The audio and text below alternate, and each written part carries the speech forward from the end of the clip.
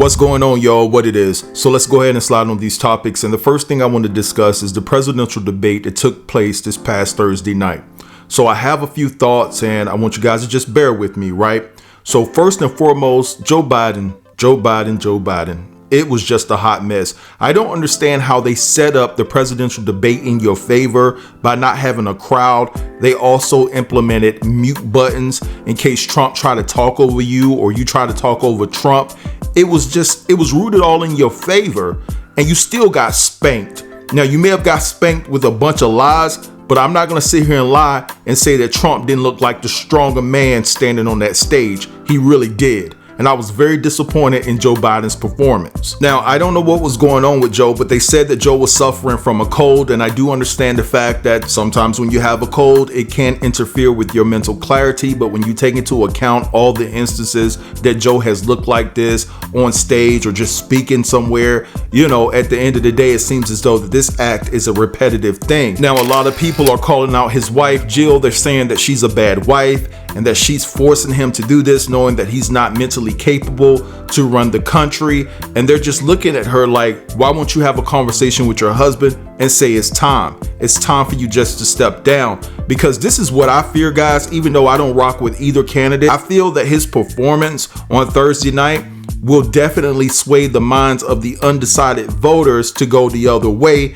And I definitely don't want that. If I were to vote, I would vote for Biden. I'm just going to keep it all the way 100 because I know that when Trump gets back in office, this time he's going to do the things necessary to put his type of people that share the same ideology in position for years and years to come, even after he passes. And I just feel that he's going to ultimately conform the government and the American people into living under a dictatorship.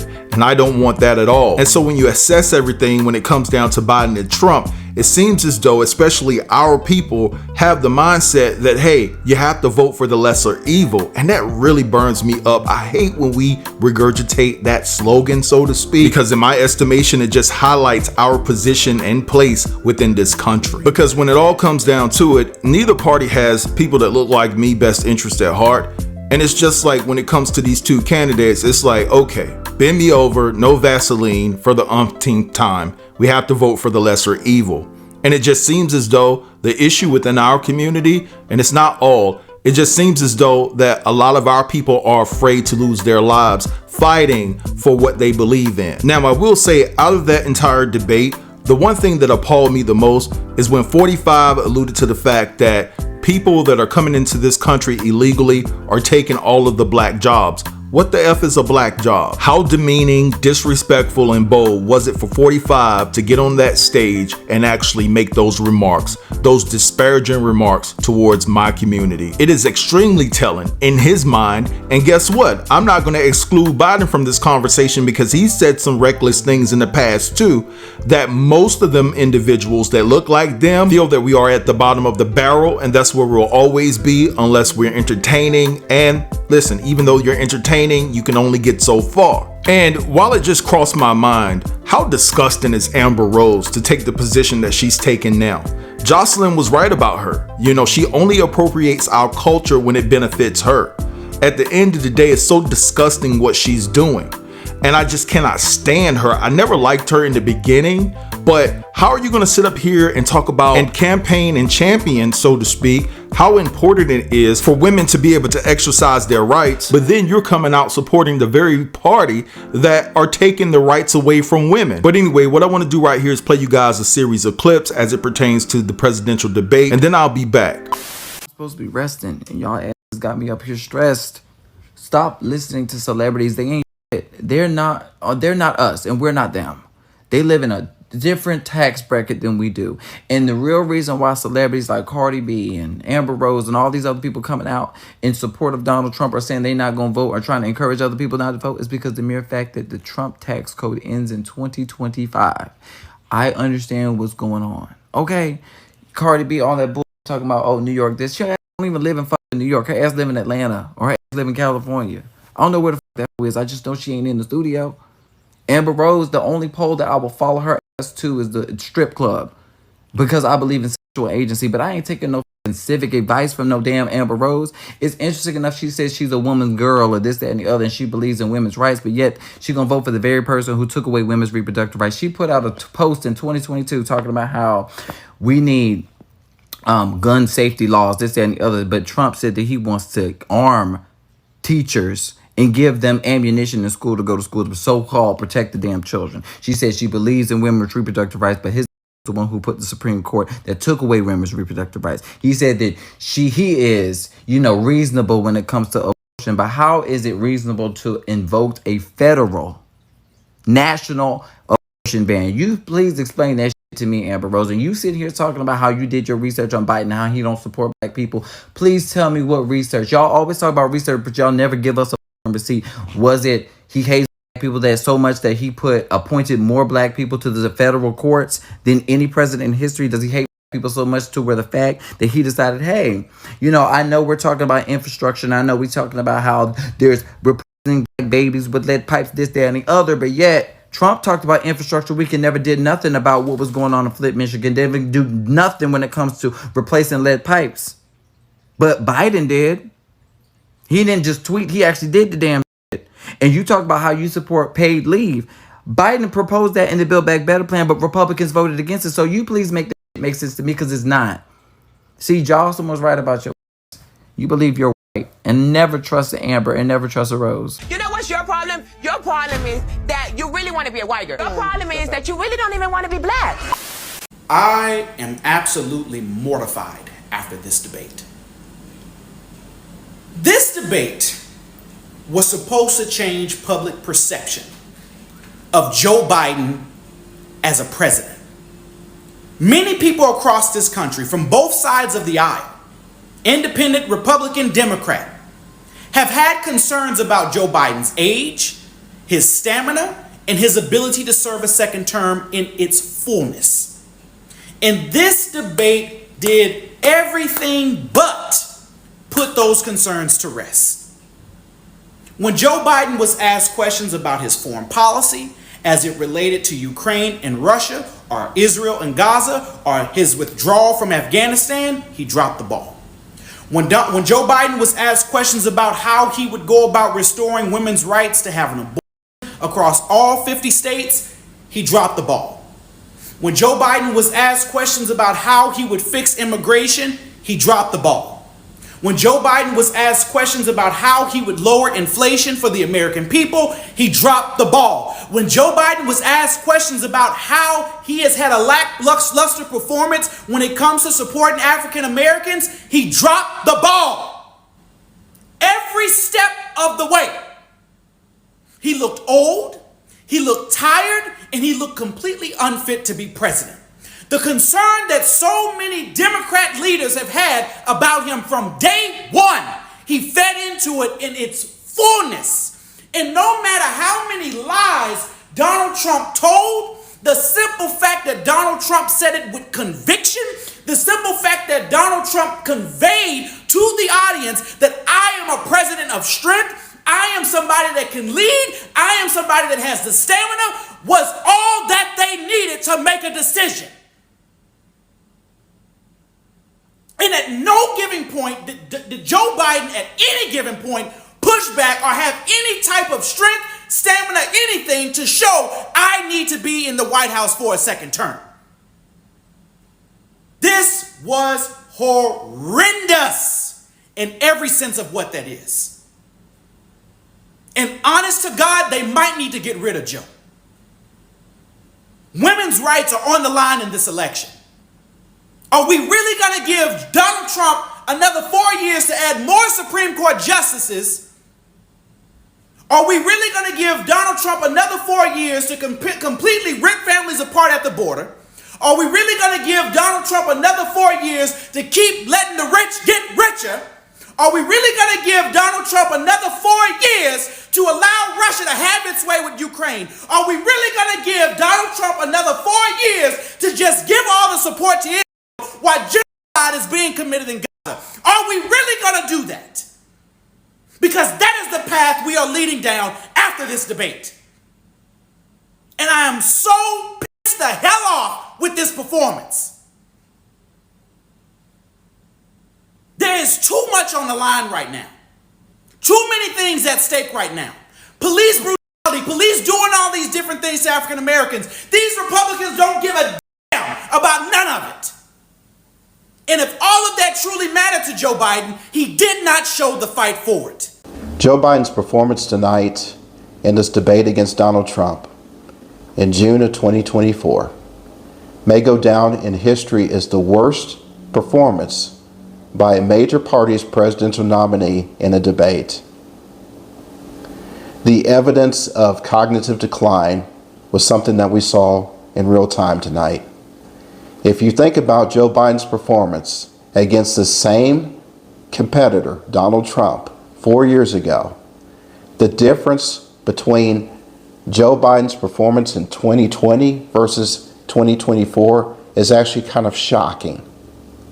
Worse yet, if you look at Joe Biden's performance in the vice presidential debate of 2012, in which he was debating the Speaker of the House, Paul Ryan, he was Mitt Romney's VP nominee, it's even more shocking.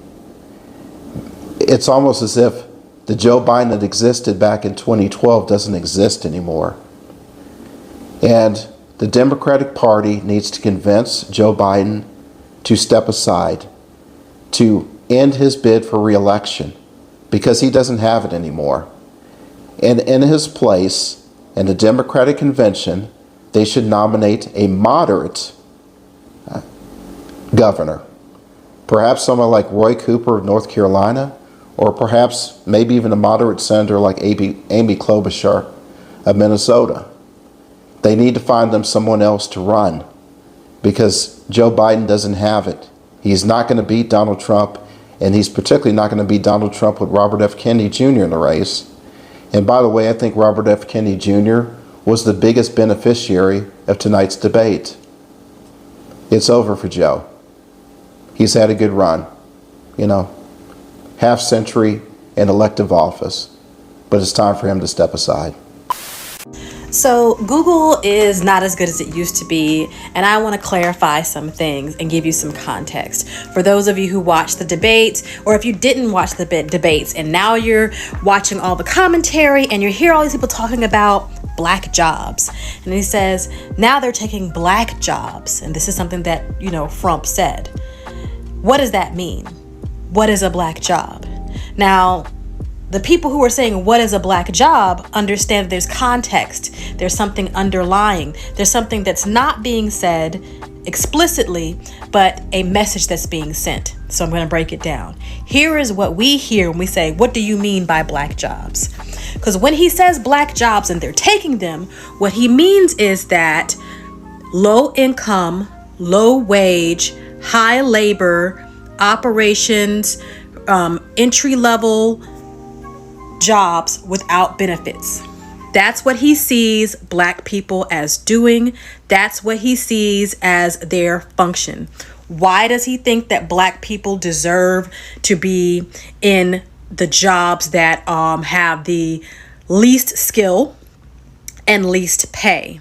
Because this is a legacy of Jim Crow, where black people were kept out of higher wage managerial positions. And because he's saying that, he believes that black people should not be in managerial positions. And that's just the Jim Crow area. If we go further back on up, we're talking about slavery. Black people were enslaved. They did the jobs we didn't want to do. When they got out of slavery, we made sure they had low education, and now they no longer they were not going to be in positions above you. If you elect me, I'm going to make sure that, you black people can have the crumbs that we allow you to have. And he reassures also his base that I'm going to make sure that they know those people will not be above you. So that is the context that is going on. If you want to learn more, I know it's a lot harder to do your own research. There's a very good book that you can pick up by Isabella Wilkerson called Caste. And it goes into the caste system that exists in America and very cogently details all the different ways that Black people are kept out of positions of power, economic advancement, academic advancement. There's your explanation. Donald Trump said yesterday in the debate that I saw yesterday that they are taking Black jobs. What's Black jobs? Can somebody clarify that for me? What's a Black job? Is it the color Black? Or does he mean like Black folks like me, like Black like me? Does he mean the specific types of jobs that Black folks back in the day were probably only positioned for or relegated to because of the color of their skin? Is that what he's talking about when he says Black jobs? Can somebody explain to me, what does that mean, Black jobs? See, I got time today. I got about 2 minutes of Black jobs, right? And I got time to sip today as it prepares to rain on this foolishness that we saw last night. Because, see, I'm not happy with either one of them. But now you got Project 2025, and you also have someone who has already relegated an entire race of people to Black jobs. That concerns me, because I want to know what a Black job is. Does he not read the data that's out there right now on where African Americans are working and how we are complete CEOs and business owners and entrepreneurs, and that Black women are the most educated of folk in the US of A, and we are working in corporate positions? Because y'all know what he meant by Black jobs, right? Did you clock into your Black job today? I know I did. Y'all should be really concerned. Let all of this sink in from both sides. But when somebody has relegated an entire group of people to they're taking their Black jobs, you don't think very highly of these folks, do you? But yet you want my vote. Carry on. Of people that he's allowed to come in through the border. They're taking Black jobs now. So let's talk about Black jobs. Let's talk about how Black folks continue to be robbed of public respect. Anytime there's a debate, we can always detect nonsense and bull. So let's collectively sit and reflect and talk about how they said the quiet part out loud. I'm not Nipsey Hussle, but the last time I checked, Black folks had the grit and intellect to have any job that we want. Because if you strip this country down to its skeleton, you'll see that every single industry, from finance to transportation, technology, and even medicine, are comprised of folks that are rich in this beautiful vitamin we call melanin. So I don't know what their advisors are telling them. The backbone of America would resemble gelatin without us. I know the audacity of their caucasity might have floored you, but let me list some examples of Black jobs for you. We've worked as this country's listening ear when we could have ignored you. Black bodies have worked as the support beams for a country that hates us and takes us for granted. We work simultaneously as doctors and custodians 24 hours with no break, because we constantly diagnose your problems, then clean up the shit that you create. Even before last night, Black folks knew what was at stake, but even after November, our work will never be done, and that's a fact that's not up for debate. All right, so you guys just heard all of that. It's just sad. It's a very bad spot that the American people have been put in. We have two candidates that really are not worthy of the position, in my opinion, at this particular point. I would advise Joe Biden to drop out of the race if he cares about our democracy, if he cares about the American people, because at the end of the day, if you're so stubborn, because there were some rumblings within the Democratic Party after the debate that people were going to ask him to step aside. And it's to my knowledge and understanding that Joe has already said that he's standing 10 toes down and he will not drop out of the race. And to me, that's just a selfish position to take, because he's looking at the competition between him and Trump. He's worried about defeating Trump instead of his primary focus being what's best for America. And like I said, a lot of people are saying that his wife is pushing him to do this. And if she is, I don't know if she's a good person, because it looks like it's time for him to go home and just play with the grandkids and live the rest of his life in peace. That's just my thoughts and feelings on that. Now, I will say that when he came to Raleigh yesterday, he was much stronger and he looked good. He really did. Maybe he just needs to do debates during the daytime instead of the night, because maybe 9 o'clock at night is a little bit past his bedtime. You know what I'm saying? But That's how I feel. I think that there's a much younger candidate out there that needs to step up and take over for Joe before we lose this election. But anyway, I want to go ahead and get into this rumor briefly in regards to Diddy actually marrying his baby mama by the name of Dana Tran. So there's a lot of speculation out there from various news publications that Diddy got married to Dana in Hawaii just recently, and a lot of people are saying that it's true. A lot of people are saying it's not true. I got some information from my plug saying that they're not married, but they did get engaged. So what I'm going to do right here is play you guys this clip, and then I'm going to come back with the information that was sent to me as it pertains to this particular situation. Hey peoples, it is time for your Diddy news update, and baby, this is big. So reports are saying that Diddy secretly married his fourth baby mama, Dana Tran in Hawaii this past weekend. So they called it a secret ceremony. Insider explained to Media Takeout that Diddy and Dana have gotten a lot closer since the scandals broke. That's suspicious. So many people have left him, but Dana has stood with him. Of course she would. She's a cybersecurity girl. That's somebody you want to have in your back pocket. Dana and Diddy are co-parenting their adorable daughter, Love. She's gorgeous.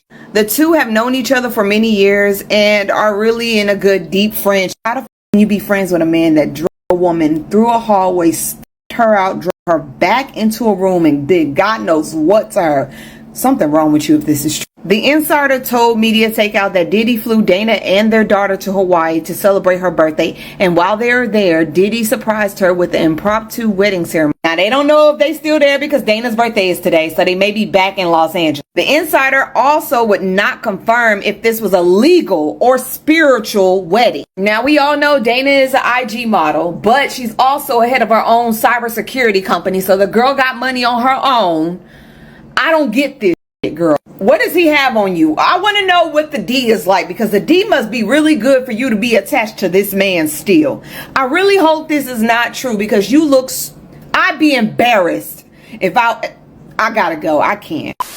All right, so you guys just heard all of that. Now, before I get into the information that my plug sent me, I just want to say that the information that I'm about to read to you is all alleged. I have to protect the integrity of my platform, and you guys know the drill. I don't feel that my plug will steer me in the wrong direction, but you just have to take that extra precaution. So he says Diddy is not married to Dana Tran, but it has been confirmed from blank, and I can't expose that person's name, that the two of them have recently gotten engaged. I'm told that Diddy and his team are trying hard to curb this information and debunk it vigorously, because she may hold information that could incriminate him further and bring charges her way for participating in the demise of Kim Porter. Remember, she was spying on Kim and tracking her every move up until she passed away. Furthermore, Dana being engaged to Diddy could bring an unwanted level of attention to her cybersecurity business. It would further prompt the FBI to wonder what she has done to assist Diddy in his criminal endeavors. All right, so you guys just heard all of that. Now, I do see a multitude of news publications coming out saying that Diddy and Dana are not married, but I will say that a very reputable source that used to work at BET is saying that Dana and Diddy are engaged. So I don't know what to think about that at this particular point. I really don't care, because I'm working on something real big in regards to Diddy, but I want you guys to drop down in the comments and let me know what you think about everything that I discussed within this video, all right? Don't forget to like, comment, share, and subscribe if you're new here. And until next time, peace.